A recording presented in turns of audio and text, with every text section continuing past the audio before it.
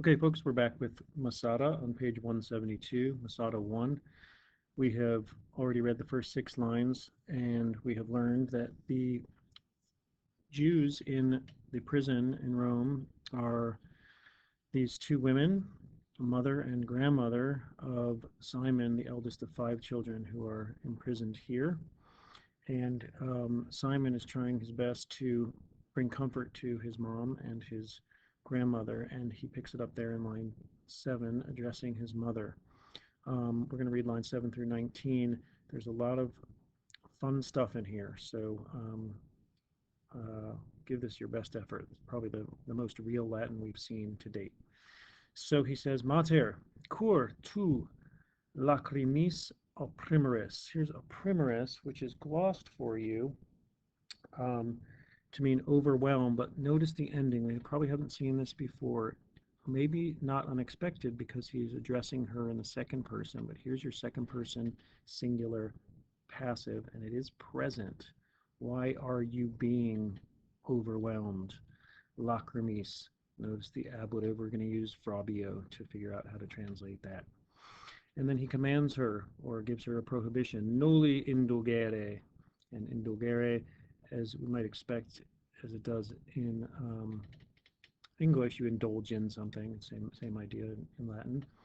Okay, and he says it is decorum for, dative, the Jews, to do something, praestare fortitudinem in rebus adversis.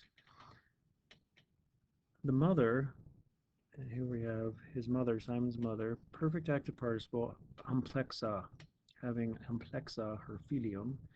She said, melius erat. This one we're going to have to render a little bit differently.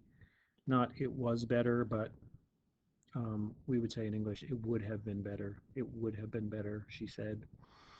Okay. It would have been better. Perire cum patre vestro. Remember, vestro is an adjective, comes from wester. She says y'all's father because presumably she's not talking just to Simon, but to Simon and the other 4 children there.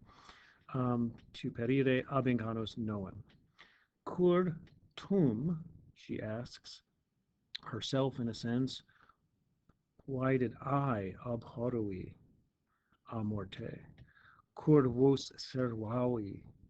Okay, this may seem a strange question that she asks herself in front of Simon, but we'll get the idea here in a second. Okay, Simon, his verbis comotus, matrem rogavit. Okay, we've got a head verb here of asking, and then we have an interrogative word and a subjunctive. Okay, rogavit matrem quomodo, that is how. And the subject of periaset in this clause is pater, of course. How? Pater periaset. And also atque quare. This is basically the same as cur. Why? Cur, and the subject of naraviset is going to be she, the mom. Non naraviset rem prius, earlier, prior, before. Now, Simon is the subject of orawit. Eam refers to his mom. He orawit, her, and this is to beg, so we can kind of get a guess of what kind of ut clause we're leading into here. See if you can figure that out. Eam orawit ut omnia explicaret. Said, tantus, red flag, tantus, erat dolor matris ut. At first, nihil dicere posset. She's going to be the subject here. Mox, and now we get a cum clause. Cum, se collegiset. She's still the subject, collegiset, and se is reflexive herself. And we get conversa, a PAP. Having turned, ad filios, she said, de morte patris vestri, prius narrare nolebam. She didn't want to talk about this. Why?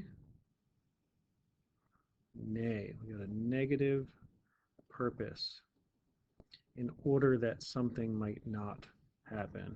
Okay. Ne vos quoque periretis. Another PAP describing you all, meaning her children, having imitated exemplum eos.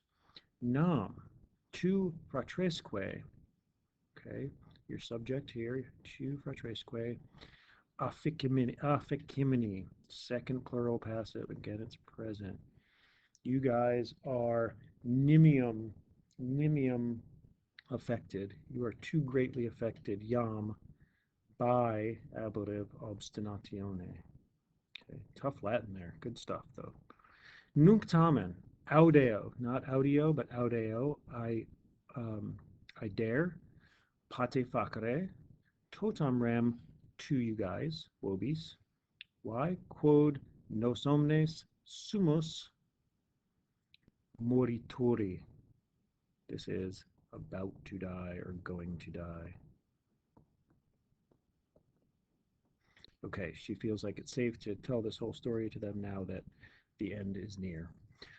Tough Latin there. Do your best with that, and I'll take a look at it before class on Monday. Have a great weekend, and I'll see you then.